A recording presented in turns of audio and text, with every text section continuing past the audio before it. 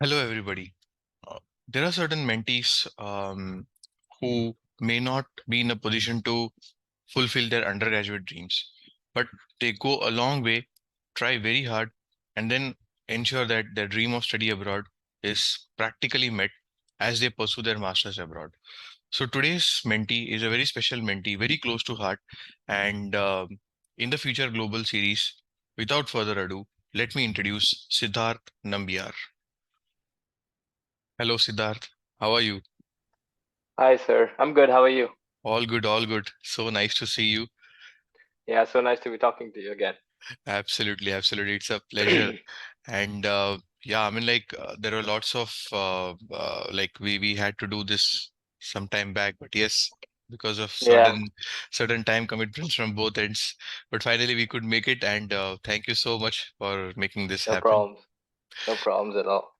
Great, great, great. Uh, Hold on. I had some issues with my lights. I'll be Yes, back. yes, yes, yes, yes.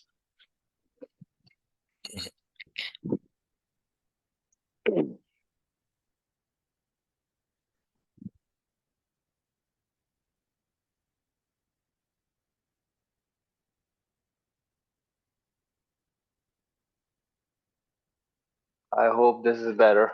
Yes, yes, yes. This is nice. Very nice, very nice. Okay.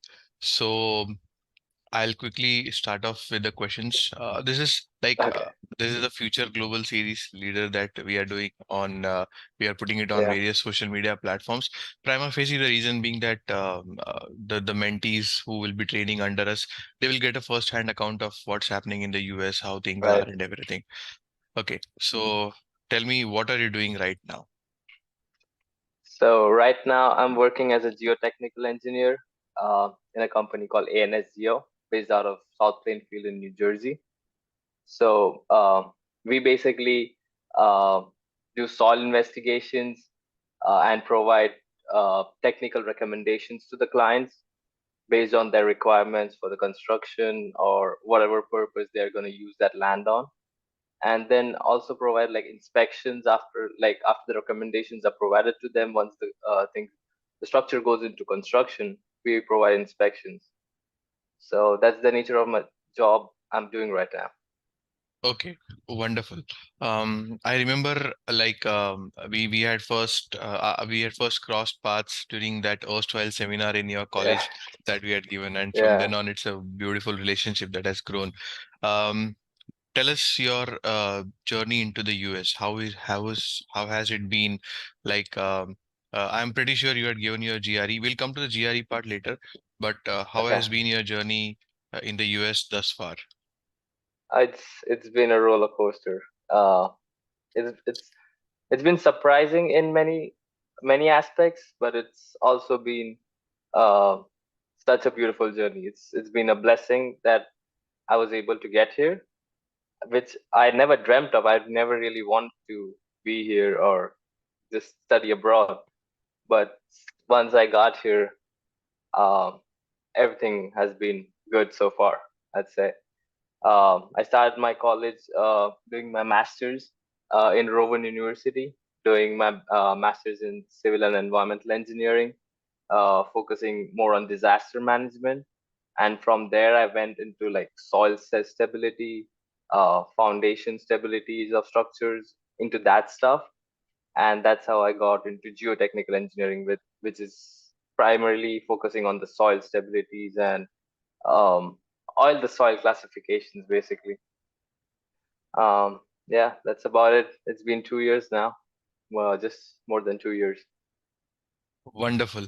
Um, Can you throw some light on the geopolitical aspect that you are doing? I mean, this is a very niche field. I mean, yes, in India there are IITs that provide a degree in masters with respect to this, but like studying there, like understanding about the soil and everything, Hmm. because what happens is that uh, like we all come from Southeast Asia and India predominantly, where Yeah. so-called the kind of avenues opened up for children predominantly still this date is with respect to an engineering, with respect to conventional engineering, with respect to maybe chartered accountancy, maybe with respect to Yeah. medicine, geopolitical engineer or technical analysis, something which is slightly unheard of. So can you throw some light on exactly what is the nature of your job, Hmm. what exactly you did,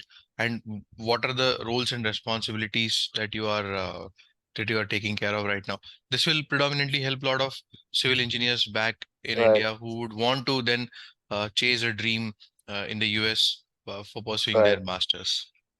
So as far as geotechnical engineering goes, it's much of a field of study in US, UK, and Australia more so than in India. In India, we are not required by regulations to provide geotechnical inspections of soil. We just need to do the test and find out the nature of the soil and just build accordingly. So if the soil is bad, you just don't build there. You don't repair it. But here you gotta do geotechnical analysis for everything. Even if you're building just a signal light on the road, you gotta do a geotechnical analysis of that particular soil section, and then do the construction and the foundation based on the results we get from there. So initially we are the first people on site before any project goes in, because we test the soil. We make sure there's no corrosion, no hazardous material, no radioactive material. All the tests are done. Then we identify the nature of the soil, classify them, find out the strengths, find out if there's any void structures so that the structure won't collapse into itself later on. So all this tests are done, all this laboratory analysis are done, and then based on that, we provide the data report or the recommendation report to the client of our findings. And if there's no issues, they can go ahead and do the construction based on our recommendation. But if there's a need to improve the soil, uh, then we are asked to be on site. Like when the recommendations we provided are going into construction phase, we are there to inspect that the work is done based on our recommendations. So right now I'm in West Virginia on a site, so they're making a big solar farm attached with a power station. So it's done by a big engineering company in the US. And for that, the soil, they found there was a lot of voids. So we are providing the recommendations based on which the soil uh, can be improved. And the construction is going on right now for that. And we are here to inspect that. So that's kind of the nature of the job and the exact job I'm doing right now. Wonderful. So this would there are a lot of technical information involved in here, a lot of tests and all would be involved in it. Yeah. So did you learn all those things while you are pursuing your masters in Rowan, and were these subjects taught to you? So how to conduct a uh, say an analysis of a particular soil from a geothermal angle or from different angle that is required. So was it taught to you? Were you given a lot of field tests? Was a practical application of all what you learned Mhm. was conducted? So you can throw some light on that. It's definitely a mixed bag of both. You clearly don't understand or learn everything in school, but also saying that back in India too, we are taught all this geotechnical stuff. We are taught all the tests. We are taught all the equations. We do all the calculations back in India, but I haven't seen it go into action or in the field. Practically, no one uses it. So you may study on it, you may do research on it, you can teach on it, like you can be a professor, but you're not really using it much. You're using it in a limited area or a region. Like if you're building a dam, or if you're building high risk public structures, you do that, but it's not very common in India. So you're still taught that, but once you come to the US, what I understood is in my master's, it was more practical approach on how we can use this to solve a particular problem. So projects are based on that, your assignments are based on that. You'll be given a problem, you'll be given all the data, and you just have to find a solution. There's no right answer, there's no wrong answers. You just need to do it.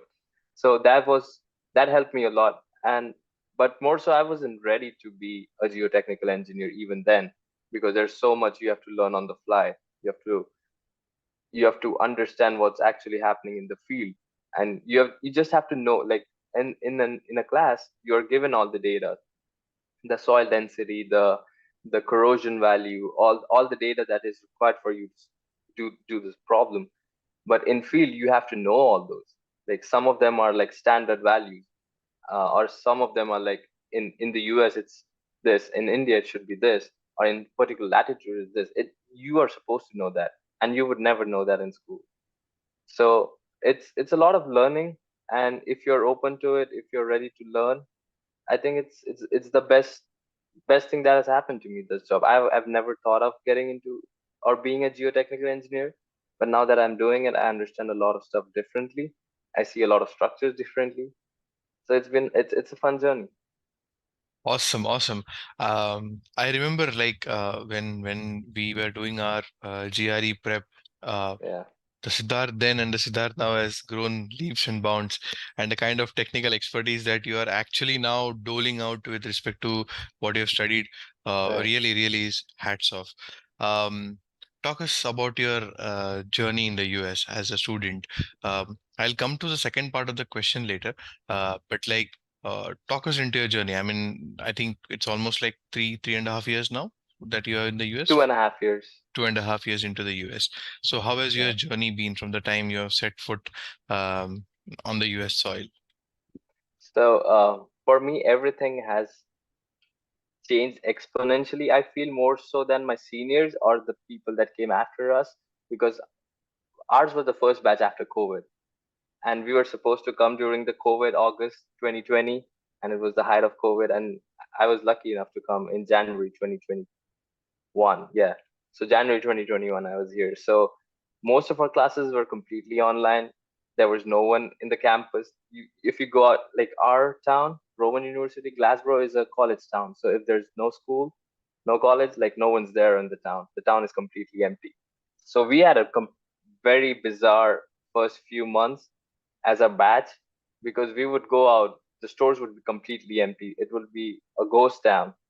And in the next semester, it would be so much people, like so much more people. It was we s- I saw the ghost town and the party town in like a month, and that was a big.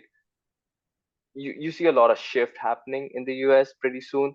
And after that, I was in school, then I got a job. My Right now my life is completely traveling. I've been traveling all over. I need to travel for my work, so I'm basically 5 days out of my house, and then I'll be traveling, flying back or driving back to my house on Friday night, then just starting Monday back. So it's you should be able to be free. A lot of time you cannot have a particular routine.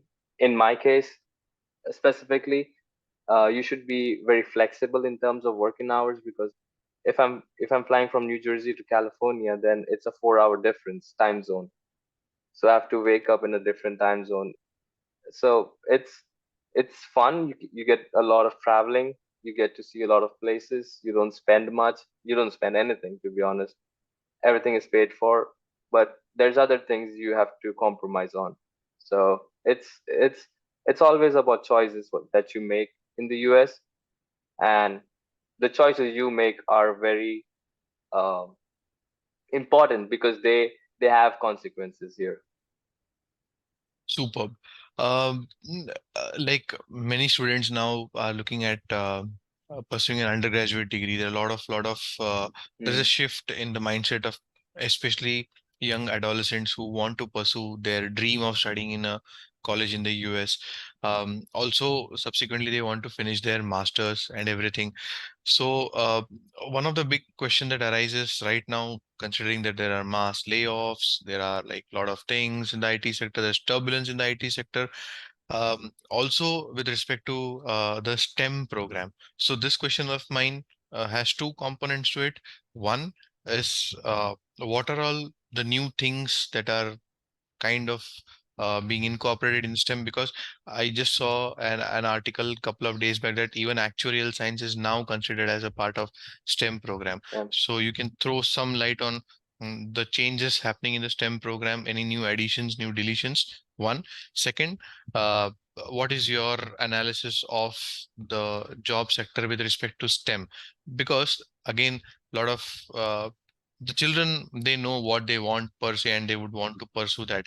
But yes, parents are a bit concerned about when they see all these things happening. Right. So you can throw some light on the STEM, the non-STEM Hmm. part of it, and B, what is your take on the situation in the US right now with respect to STEM jobs? So STEM is the best uh, opportunity you get to come into the US, and even after getting here, it's so much more better than the non-STEM field in the US in terms of job sector, in terms of visa sponsorship, in terms of fees structuring. STEM gives you much more advantage than non-STEM right off the bat, no matter which college you are, which university, or which state. With STEM, you get 3 years of option post your completion of your studies to actually do work in the US without getting a job visa. So that's a good thing with STEM. With non-STEM field, you're just given 1 year and there's no extension to it. And even if you want to apply for your work visa, it has to be done in that 1 year period.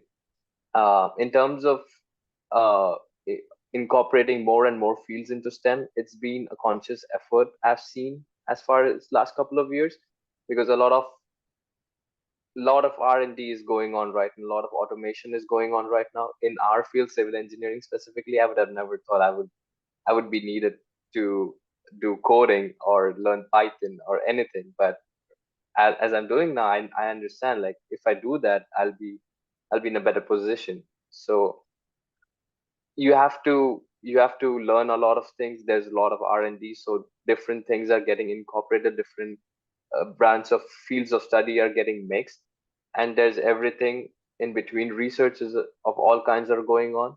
So right now it's a very good time if you're especially coming to the US doing research. I was never particularly interested in that, but in the research specifically, it's hot right now in the US.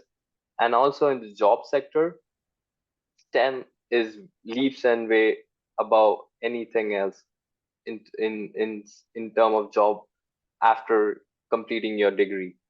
With STEM, you get the opportunity to have, if you complete your masters, there's 20,000 separate work visas just for people who have completed masters from STEM. And also, as a company, they have to show, if they are applying for your visa, the company or the corporate have to show the US government that this person is actually providing some service or intellectual ability that we are not able to replace with the local population. So with non-STEM field, that process become much more harder. Okay. It's not my friend who has completed his MBA in marketing has got a job and he's doing pretty well. He got his H1B sponsorship as well. It's not that it not happens, but it's much tougher that way in non-STEM field as compared to STEM field. Okay. And your take on the current scenario with respect to some layoffs happening? So what I've seen recently is IT has been really poor, has been doing really poor, and I think just the quality of engineers right now, computer engineers in the US, has been falling. Like it was the Satya Nadellas and the Sundar Pichais from India's, and it's not at that level. The ID that we seeing right now, and it's not my take. I saw a LinkedIn post, and then I thought about it. But when you think about it, it's the same thing. And since the economy of many other countries are growing, it's not cheaper to just give out jobs uh, to other countries. It's not any cheaper anymore, so they're just getting back their jobs here. They're trying to give it to more Americans are interested. So IT has been facing some problems, but in terms of any other engineering field or research field, everyone I know has been doing really well. They are happy and they are placed with in a really good position. They're not worried about the job, and they actually feel that the companies are looking out for them. They want Indian or foreign engineers, because just because of the culture and the work we do. So it's a good time for everyone else. As for ID, I don't know much, but it just feels that it's going down. So the synopsis, if I say, is that if a so-called IT engineer is really good in terms of the quality that he's bringing to the table, he's assured of a very Yeah, good he job in the US. doesn't have to worry. Yeah, Superb. it's Uh, just people have been doing. I've seen faking their forging their resumes, having experience back in India, and they get a job, but they are not able to progress. And the companies are seeing more and more on that, and they're like, they just don't want to have that headache going into sponsoring an international student and going all the lengths and then just not getting any result out of hmm, that's a serious issue. Um, Talk us about the work-life balance because you said about culture. So, how is the work-life balance in the US? Yes, I mean, like traditionally, we are prone and we are known to extend our work hours. If given if we are asked to complete a particular job, then there is no family time, there is no me it. time. Yeah. We make sure that a 7 hour job extends to a 10-hour job, but the work is done. I heard that in US there are a lot of organizations which make sure that there's a healthy work-life balance. After 7 p.m. you're not allowed to sit in the office. The servers Mhm. automatically shut down. So talk us a little bit about the the work-life balance. um Work life balance, it's as I said before, it's a choice thing. If you choose to just work for 6 hours a day for 4 days a week, you have an option to do that. If it's just about getting into a company, and the companies are very flexible in that sense, if you want to travel more, if you want to work more, it's your choice. No one's asking you, no one's pushing you, no one's checking your hours. In some cases, it's they just want the work to be done, and as long as the work is done, they don't really care. And if uh, it's been really good for my other friends too, the work life balance. We get the weekends off, and for me personally, I have the option of Friday off too, so I can take Fridays off, and I have an option, if I don't have to be on site, I can be completely remote, I can be working from my home. uh, I have unlimited comp off. If there's a reason, I can just put in my calendar that I'll be off on these days, and there's no repercussions as of now. um, I get the weekends, and whenever you're traveling, basically, I'm traveling, I'm staying in hotels, the food, everything is paid off by the company. So in terms of expenses as well, insurance is covered by most of the companies. Even as an international student, all your H1Bs are sponsored by the companies. So you get a lot of perks as compared to India. Definitely, you get a lot of more perks as compared to working in India. The work-life balance, it's not as competitive as back in India, and also with so many years behind them and so much experience, I just think they just have learned from their mistakes and doing a little better every day. Even the in my particular field, the construction and civil engineering, there's so much more safety on site. You are just not allowed to do certain things.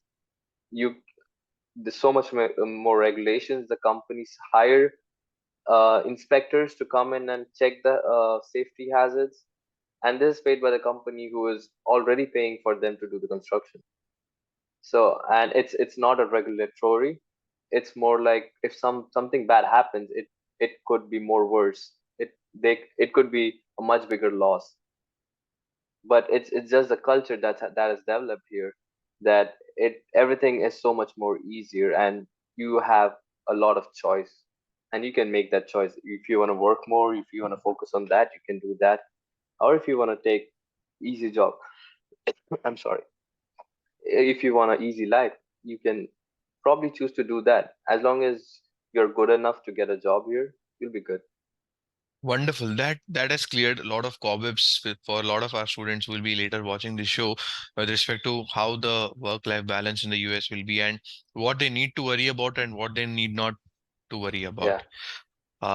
Coming back to an important milestone which you had cleared and then went to the US. So again, a two-part question in this. Uh, Hmm. One. is with respect to GRE. Now, a lot of like you had given your GRE, you had scored pretty good, and then you have been in the US. So COVID struck, and then many of the institutions were either going test blind or maybe test optional Yeah, per se. Uh, right now, the Ivy Leagues, barring one or maybe one odd Ivy League, they may still go test optional, and some of them have gone test blind for indefinite time. yeah. Uh, what is the importance of a standardized test in getting into a good university? Uh, I know academics and everything play an important role, but what is an importance of a standardized test? Number one. Number two, what is the difference if a student scores a 335 vis-a-vis a student scores a 325 or a 328? Where Hmm. would the choice of the colleges be? Your take on this. Um, as far as the importance of standardized tests goes, um, as we see in back in India, we have different universities, different boards of schooling, and it's really difficult for us to compare each other in the state itself. So, as a U.S. university or the U.S.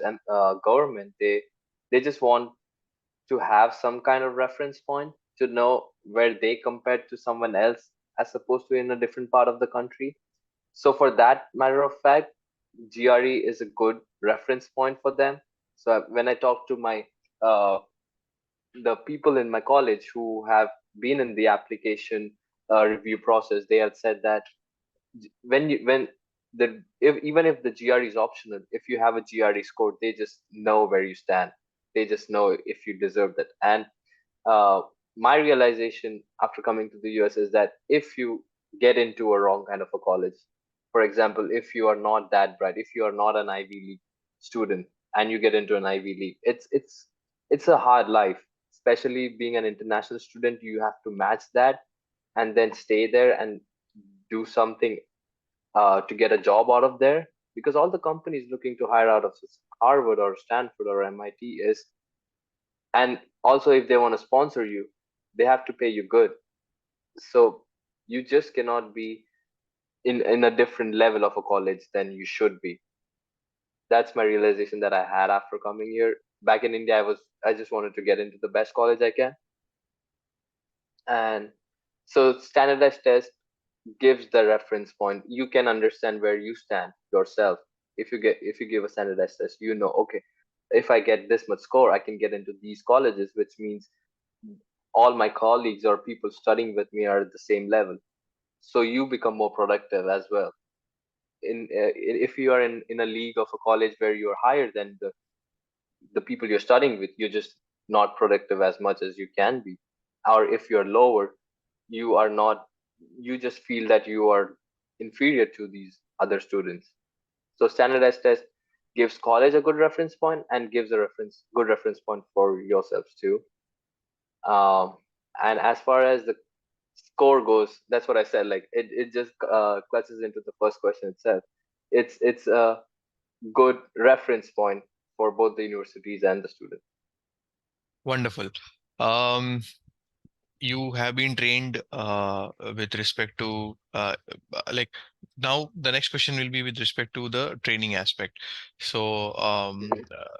you have been trained by both Praja ma'am and by me with respect to Yeah. the GRE part of it. Talk us a little Mhm. bit about the training aspect that you did with us, and what was your experience? So I would start from saying that I decided to take to study in the US. That just that decision. Okay, let me just try this option.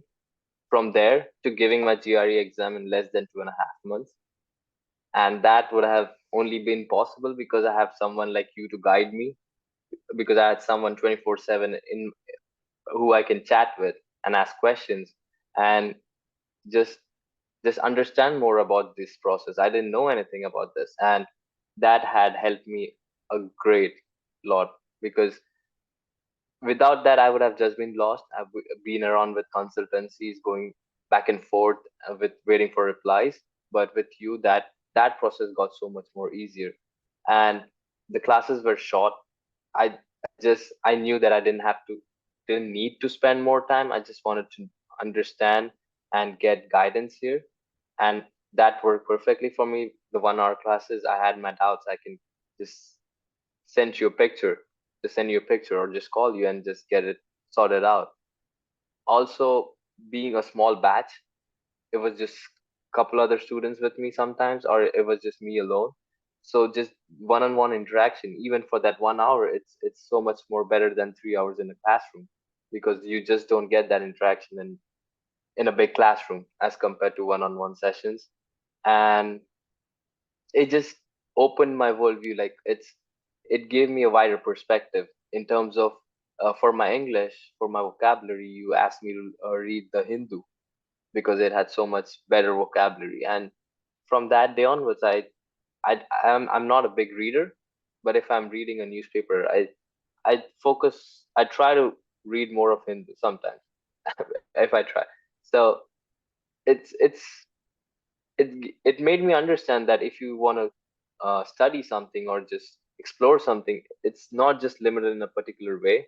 There are so many multiple options that you can approach this problem. And that's how I approach the GRE, and that's how my thought process has been after that. Good. Little bit about interaction with Supraja ma'am. I am pretty sure, like, once you reached US, like, yes, we were in touch, but I think Supraja ma'am was more like a mentor figure to you. Yeah, So talk us about the experience of getting tutored by her with respect to math, and then the after yeah. experience of reaching the US.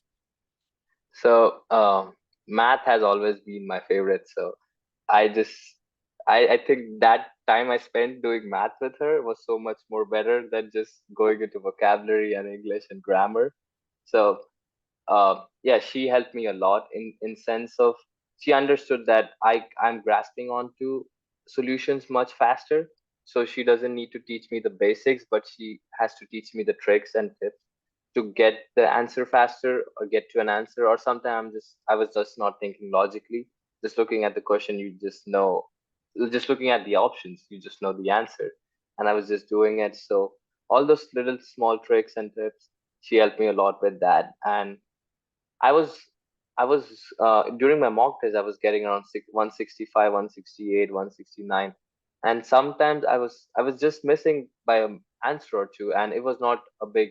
I just made some silly mistake, and she helped me with that at the last later stages, just to think how to approach that particular problem and just not rush into it. And that made a huge difference. I scored around 167 in the cons, and that boosted my score a lot. Awesome, awesome. So nice to know your views about us. Um, Second thing, now an important question here will be with respect to the students. Like Mm-hmm. traditionally, you come from a suburb part of Mumbai, where Mm-hmm. dreams are a little bit a hard to see, Mm-hmm. b the cost factor is attached, and most important, there is there is more of a societal pressure about whether the decision taken will be good, bad. I mean, I can Yeah. understand for a master student, it may be still a little bit uh, easier. Uh, Mm-hmm. but Yeah. what if an undergraduate student from a suburb of Mumbai, because you represent, I will say, a very huge population of very talented students who are out there, because like we are invited by schools to give seminars about Mm-hmm. about different career options, about how to study in the US, what is to be studied. And believe me, Siddharth, we see some tremendous potential, but there's always this lack of clarity about what will happen, Mm-hmm. what if my child goes there and does not study. So these kind of cobwebs are still there for the parents. So what is your take? I mean, like, if a student is really good enough and he or she can, I think, with respect to scholarships also, if he or she can manage to get a little bit of scholarships at the undergraduate level, should he Mm-hmm. or she plan an undergraduate study right after 12th standard and then graduation. So, because again, suburbs, as I said, there is still a little bit of Hmm. apprehension with respect to sending students abroad. So, talk us through that. Undergrad, I came here for my master's, and that was tough. It was just 1.5 years that I did, and it was very tough for me, and I could not imagine doing it when I was 18 years old. Much more immature, much less of understanding of how things work. It's a tough task. You should only make that decision to come here, or to just leave your house and go study somewhere else. You should make that decision only when you're so sure about that decision. You have clarity in your mind. It might not turn out to be the right decision always. It's back and forth sometimes. Things might happen, but it won't be the worst decision as long as you have clarity, because you will always find a way out. It's it's when you lose hope after coming here, you don't understand what to do and you just feel lost. That's the point when it's really tough, when you question your decisions. If you have a clarity in your mind, it doesn't have to be too motivated or too outgoing. You just have to understand that things sometimes get tougher, but you'll always find a way out. Just have a clear mind, don't lose focus. Even if you lose focus, don't feel too emotional, because it's just a uh, a phase of time, because you are away from your family. You're so young, you're 18. Your first time living away from your parents. There's so much pressure, financial pressure, educational pressure, career pressure. So things will happen, things will go bad, but if you stay true to what you want to do, try things out, try a lot of things and work things out. There is always a solution. There's a lot of solutions. There are a lot of Indian origin people in the US, also Indian immigrants. So you have someone to talk to always. Just find good advice, seek someone good, and follow that, and you should be okay. But just only make that decision when you're sure about it. It has to be a solid decision, because it is a big decision in terms of financial uh, aspect goes. As you told, like, a majority of people in Mumbai, I know my friends are so much talented and so have so much potential, but even sometimes if you don't feel like doing it and you just do it, uh, just for some other reason, not just for the lifestyle or just to explore, it might turn out bad. Great, great. I mean, so aptly put. I mean, if you are very clear, the path is like very clear for you. That's really awesome. Um, Last but not the least, what is the way ahead for Siddharth Nambiar? Where are you seeing yourself 5 years down the line, 10 years down the line? I really haven't thought about it in that manner. I'm just happy the way things are going right now. I wouldn't have thought that I would be coming to the US when I was in even in my last year of my engineering. And same like now, when I was studying doing my masters, I wouldn't have thought that I would get into this job and my lifestyle would be in this manner, where I would be traveling just a lot.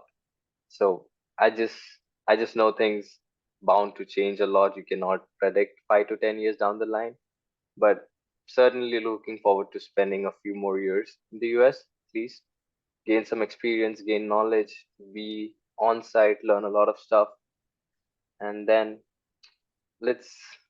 I'm just seeing what my options are. I'm just keeping my options open. I don't want to be committed into one particular field and then just not have the option to go back. So just keeping my options open, doing a lot of stuff on the sides. I play a lot of cricket here. I get the opportunity to do that, and I'm traveling a lot, so not thinking much, just focusing on a few of the exams that I need to crack, uh, just for the licensure and professional engineering title. So there's a couple of exams for that, preparing for that. Yeah, that's small term goals, not nothing long term as of now. Awesome, awesome. It is like it is so refreshing to understand your views. I'm pretty sure that our viewers will watch this video in YouTube later, they would get a lot of understanding on how to plan a study abroad, Yeah, like per se, how to look at exams, how to look at tests, how to look at all these aspects. You have been a real mentor for all our students, and going forward, if need be, yes, we'll again reach out to you so that you can address a larger audience of our students whenever they need be. Yep. sure. Thank you so much, Siddharth, for your time, Thank you, sir. and Thank you. pretty sure we'll stay in touch. Yep. Yep, definitely. Yeah. Appreciate